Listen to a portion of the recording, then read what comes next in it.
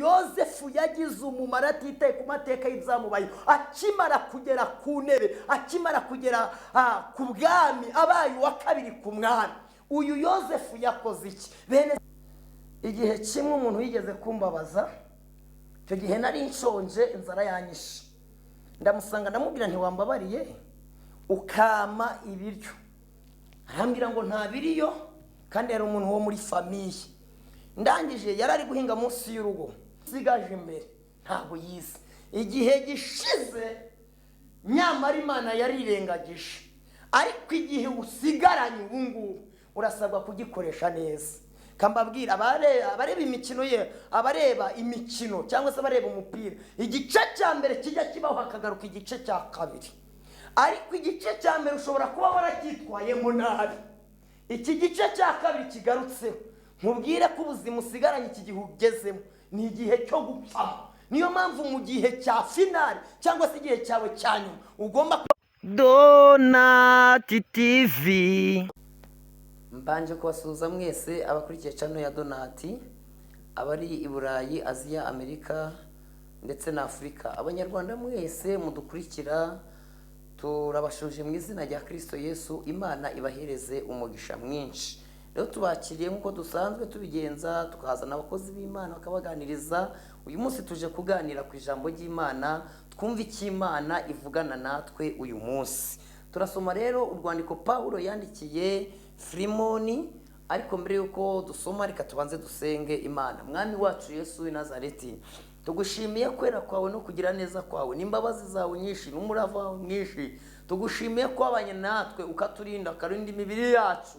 Warakoze, izina ryawe nirihabwa icyubahiro. Warinze abanyarwanda, urinda isi yose muri rusange. Warakoze, icyubahiro n'ikibi cyawe. Tuguhaye ikaze na karibu muri uyu mwanya. Uganze kandi utegeke. Mwuka wera aganze amanukire kubana natwe. Reka Mwuka wera tuyobore muri byose. Turemera kuba igihuru kugira ngo twihishemo. Turemera kuba mikoro kugira ngo urangurure. Ngwino uvugane n'abantu bawe. Cyo wagambire gukora ugikore, cyo wagambire gusohoza ugisohoze kubw'imbaraga zawe nyinshi. Ko niko tubisenze twizeye mu izina rya Kristo Yesu. Amen, amen. Imana ibahereze umugisha mwinshi. Kadusoma amagambo y'Imana, twumve iki Imana ivugana natwe uyu munsi. Turasoma urwandiko Paulo yandikiye Filemoni, ni igice kimwe agira. Turasoma ku murongo waho wa 8. Kadusome mu izina rya Kristo Yesu. Aravuga ngo kubw'ibyo nubwo mfite ubushizi bw'amanga bwose muri Kristo bwo kugutegeka bikwiriye, misemo kukwinginga kubw'urukundo, kuko ndi Paulo umusaza, kandi none ndi imbohe ya Kristo Yesu. Ndakwingingira umwana wanjye nabyariye mu minyururu yanjye, Onesimo, utakugiriraga umumaro kera, ariko none akaba awutugirira twembi. Amen. Turasimbuka rero dufate umurongo wa 20 w'icyo gice n'ubusanzwe. Havuze ngo bibe bityo mwene data, nkubonemo umumaro mu mwami wacu, unduhura umutima muri Kristo. Mwanyemera nkawusubiramo, murongo wa 20. Bibe bityo mwene data, nkubonemo umumaro mu mwami wacu, unduhura umutima muri Kristo Yesu. Amen. Imana ibahereze umugisha. Ngaya magambo tugiye kuganiraho, twarangiza tugakuramo icyifuzo tugasenga. Mwebwe badukurikiye, nge murebe imbere yanyu, amazina yanjye ni Nezimana Donati. Imana ibamira umugisha mwinshi. Rero izi nkuru dusomye ndagira ngo tuze gukuramo ijambo. Dusomye umugabo bita Onesimo, n'undi bita Filemoni, n'undi bita Paulo. Noneho aba bagabo uko ari batatu turabaganiraho, ariko muranyemera dukuremo intego ivuga cyangwa se umutwe w'intego w'ijambo uvuga ngo kugira umumaro utitaye ku mateka y'ibyakubayeho. Kuko ku murongo wa 20 yavuze ngo bibe bityo mwene data, nkubonemo umumaro mu mwami wacu, unduhura umutima. Rero tugiye kuganira ku ijambo rivuga kugira umumaro utitaye ku mateka y'ibyakubayeho. Ndasubiramo, kugira umumaro utitaye ku mateka y'ibyakubayeho. Uyu Paulo ni uwuhe? Uyu Paulo kera yitwaga Sawuli atarahindurirwa izina.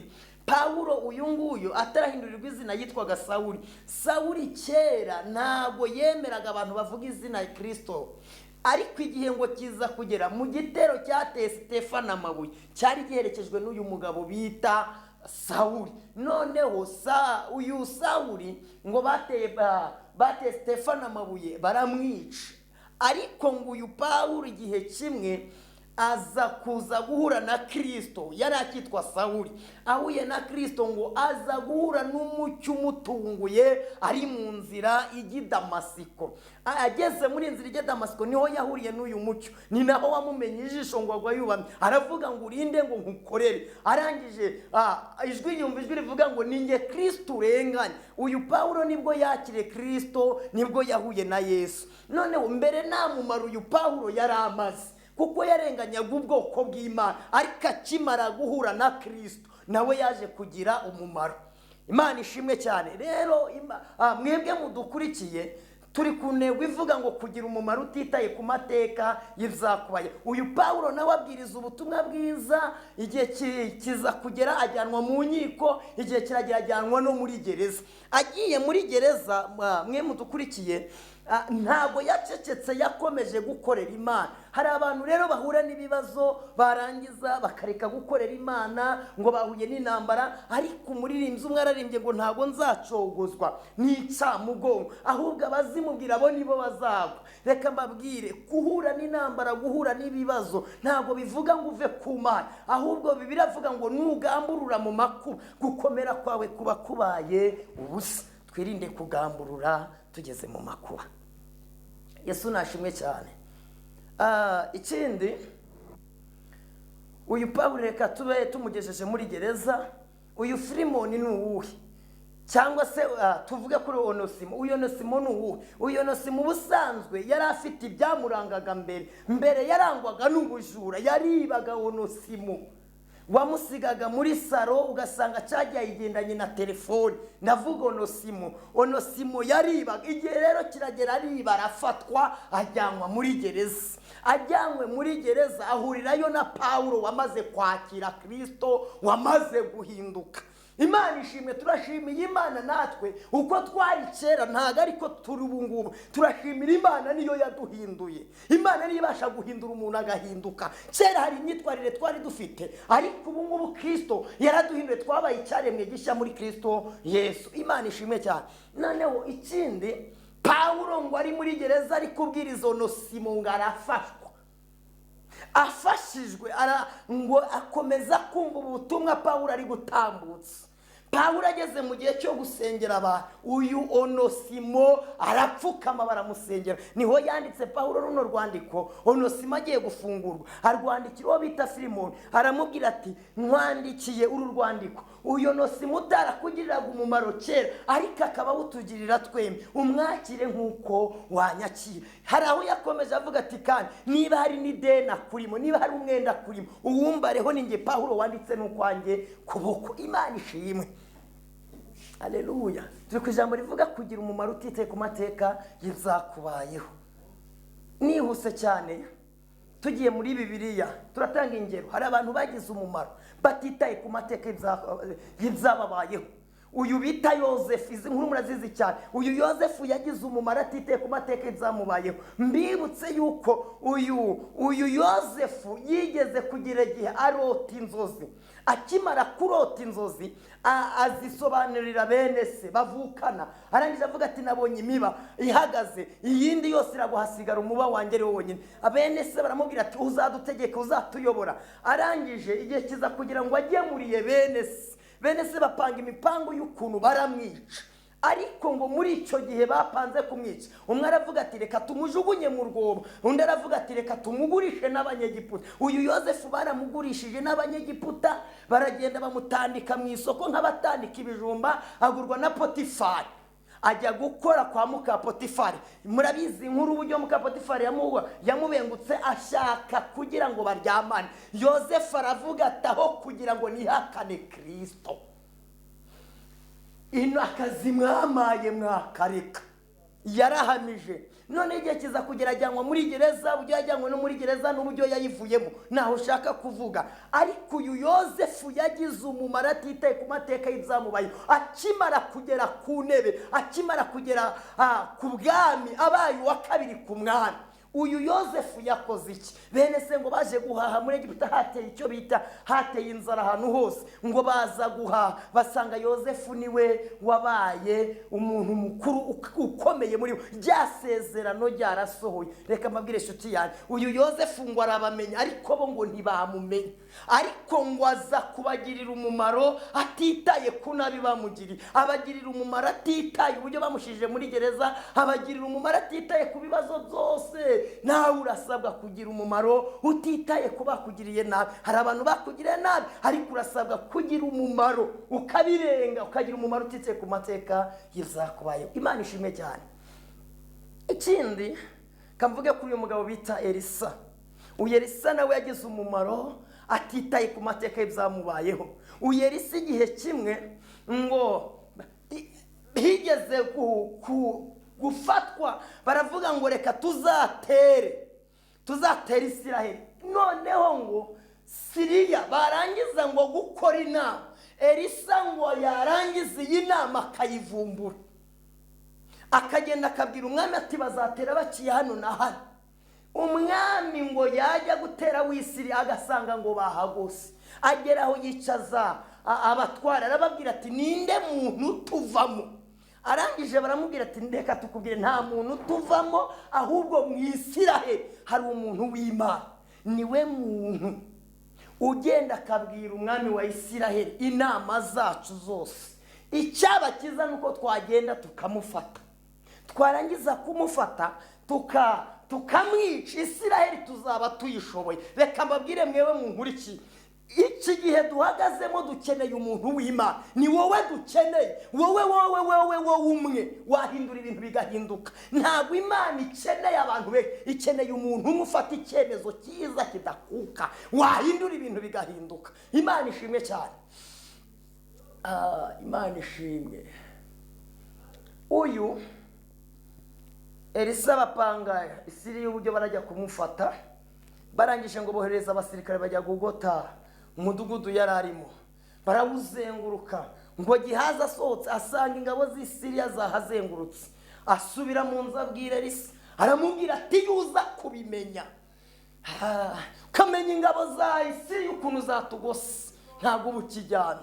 Ariko Elisa hari icyo yarazi, arangije aramubwira, aravuga ati reba, kuba waruzi ingabo zituzengurutse niwe agakwiye kuvuga amagambo cye. Nibwo yasenze Imana avuga ati humura amaso y'umugaragu wanjye Gihazi arebe ingabo zituzengurutse. Imana iramwumvirira, ikora ku maso ya Gihazi. Gihazi arebye ngo arebe ingabo, ngo abona amagare n'amafarashi byakumuriro. Arangije abwira Elisa, aramubwira ati Elisa we, turyame dusinzire, ndajya mbabwira Imana iri mu ruhande rwacu, umubisha wacu nawe hari ibyaguhagurukiye, ariko Imana igiye kumanukira gutabara abera bacu. Imana ishimwe. Kindi Elisa ngo arasohoka ahita ahumisha ingabo za Isiriya. Arangije ngo arazishorera, arababwira ati uwo mwaje gushaka muzenge kumubereka. Ngo arazishorera zigeza ku mwami wa Isiraheli. Umwami wa Isiraheli aravuga ati izi ngabo zo wazifashe ute? Arangije umwami wa Isiraheli aravuga ati reka tubice batazongera kugira icyo bakora cyangwa se kugira icyo badutwara. Ariko Elisa arangije aravuga ati umva twe kubica, ahubwo ni mubaha amazi bakarabe, mubatekere barye, nibarangiza kurya mubahe n'amazi yo kunywa, nimurangiza mubaherekeze mubageze ku mupaka, nimurangiza kubageza ku mupaka mubabwire mubahe inashyo bagende babadusuhuriza. Uyu Elisa yagize umumaro atitaye ku bari baje kumwica. Nawe urasabwa kugira umumaro. Hari abakubabaje, ariko urasabwa kugira iki? Umumaro utitaye ku bibi bagukoreye.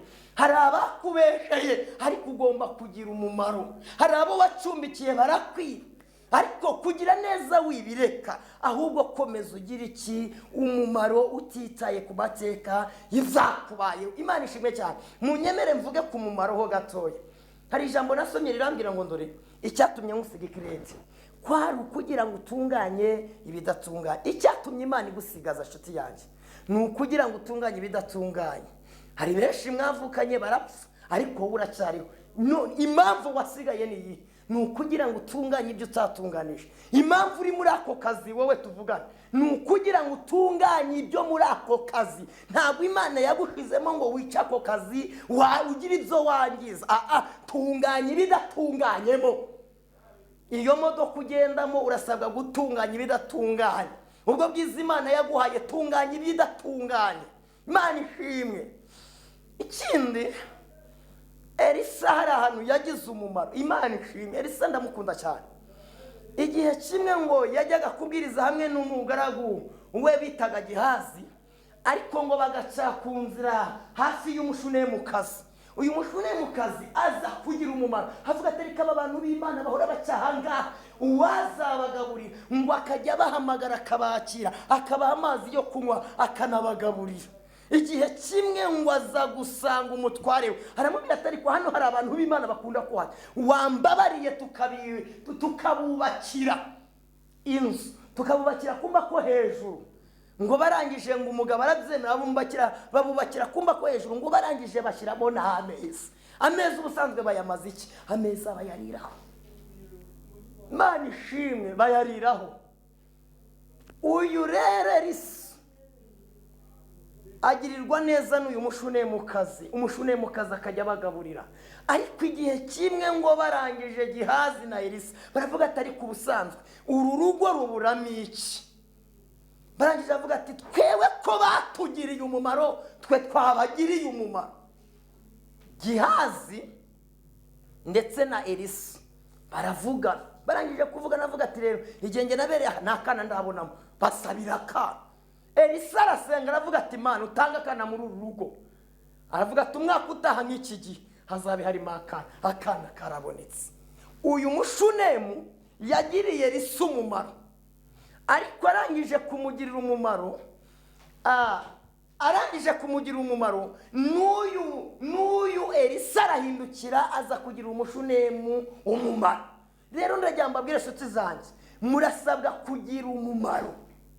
Aho ngaho wicaye muri ako kazi urasabwa kugira umumaro. Aho ngaho Imana iguteretse urasabwa kugira umumaro.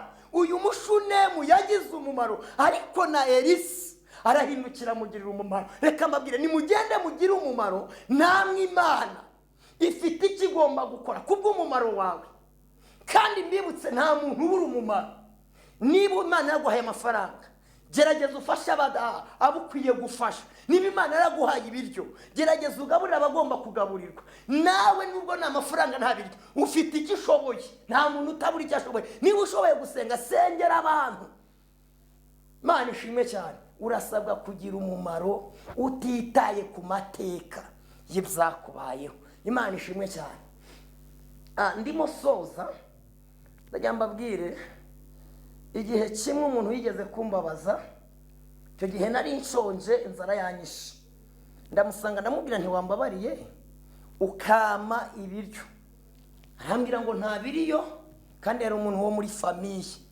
Ndangije yarari guhinga munsi y'urugo. Ndangije manuka hepfo, ndangije njya mu gikoni niba y'ibijumba ndabizana ndabiryo. Icyo gihe nabiririye ku irembo, ariko urumva ko nari nyiri mutoya, ariko urumva ko nyibyibuka. Ariko impamvu mbabwiye ubu buhamya ho gatoya, ndagira mbabwire uko biri kose, si uko bikindi ahubwo byamvuyemo. Ariko ndasabwa nubwo yanyimye ibijumba, ndasabwa kugira umumaro nitaye ku byo yankoreye. Nawe urasabwa kugira umumaro utitaye ku mateka y'ibyakubayeho. Tunganya ibidatunganye kuko igihe dusigaranye ni gitoya. Reka nkubwire, iminsi umaze ushobora kuyimenya, kimwe yuko n'uwayikubaza utayisubiza. Ariko iyo usigaje imbere ntabwo yize. Igihe gishize nyamara Imana yarirengagije, ariko igihe usigaranye ubu ngubu urasabwa kugikoresha neza. Kambabwira abareba imikino abareba imikino cyangwa se abareba umupira, igice cya mbere kijya kibaho hakagaruka igice cya kabiri. Ariko igice cya mbere ushobora kuba waracyitwayemo nabi, iki gice cya kabiri kigarutseho. Nkubwire ko ubuzima usigaranye iki gihe ugezemo ni igihe cyo gupfa. niyo mpamvu mu gihe cya finali cyangwa se igihe cyawe cya nyuma ugomba kwitwara neza, kuko ntawe uzi umunsi n'igihe umwami wacu Yesu azazi. Urasabwa kugira umumaro utitaye ku mateka yizakubayeho. Ni ukuri warababaye cyane cyangwa se urababazwa cyane, abantu baraguhemukiye, ariko urasabwa kugira umumaro. Wibakira witeka, gira umutima ubabarira muri wowe. Imana ishimwe. Mama wanjye yarapfuye, ariko mu gupfa yicwa baramuroza arapfa. Ndangije mfata amasengesho y'iminsi 2, indeba nabi narasenze byararangiye, ndi kugira ngo nsengere umuntu wamuroze ngo apfe. Senga umunsi wa mbere n'uwa kabiri. Ngeze ku wa kabiri mu masaha 3 numva ijwi ry'Imana rirambwiye ngo ni musengere Imana imwongerera igihe cyo kubaho. Ku bantu bemera ko Imana ivuga, Imana iravuga shati yanjye gasohoza, nta jambo Imana ivuga ngo riheri. Wabyemera utabyemera, Imana avuganye natwe tugiye igenda ibikora, tugenda tubibona. Imana imbwiye ngo ni musengere ngo imwongerere igihe cyo kubaho. Ibaze nje gusengera umuntu ngo Imana imwice, ntiyamwica, ahubwo ngo ni musengere imwongerere igihe cyo kubaho. Icyo nakoze, nahise njya kwirira. Inzara irajyana cyetse n'ibitarakuri, ariko inzara irajyana, njya kwirira ibiryo. Ariko reka mbabwire, iby'Imana ivuga ibifite icyo ishaka no gukora. Haleluya, Imana ishimwe.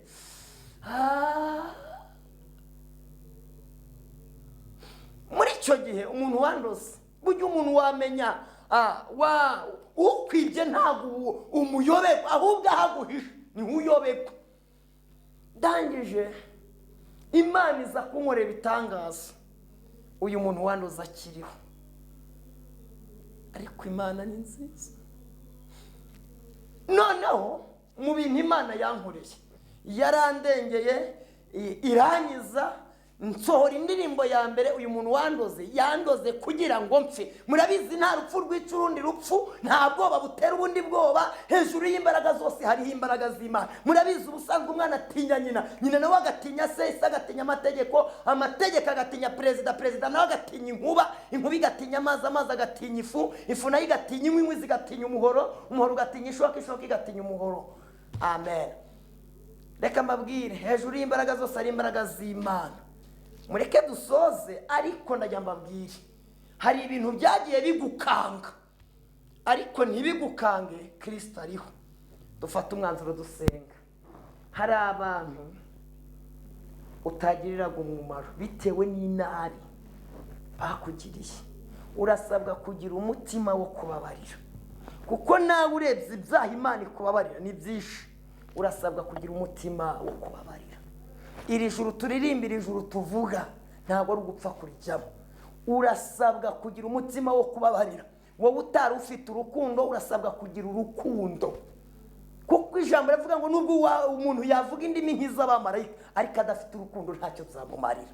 Rero urasabwa kugira umumaro aho uherereye hose, waba uri umukire waba uri umukene, aho uherereye hose, waba uri umutunzi utari umutunzi, urasabwa kugira umumaro. Agace uherereyemo urasabwa kugira umumaro. Mu kazi ukora urasabwa kugira umumaro. Wowe muganga, gira umumaro aho Imana yagushize. Nawe mwarimu urasabwa kugira umumaro muri ako kazi Imana yagushizemo. Mubwire ko ari abagashatse bakakabura. Wowe musirikare urasabwa nawe kugira umumaro mu kazi kawe. Nawe wa mupolisi urasabwa kugira umumaro mu mirimo yawe Imana yaguhaye gukora. Reka dusenga Imana, mugire umumaro mutitaye ku mateka y'ibyabayeho. Reka dusenga Imana.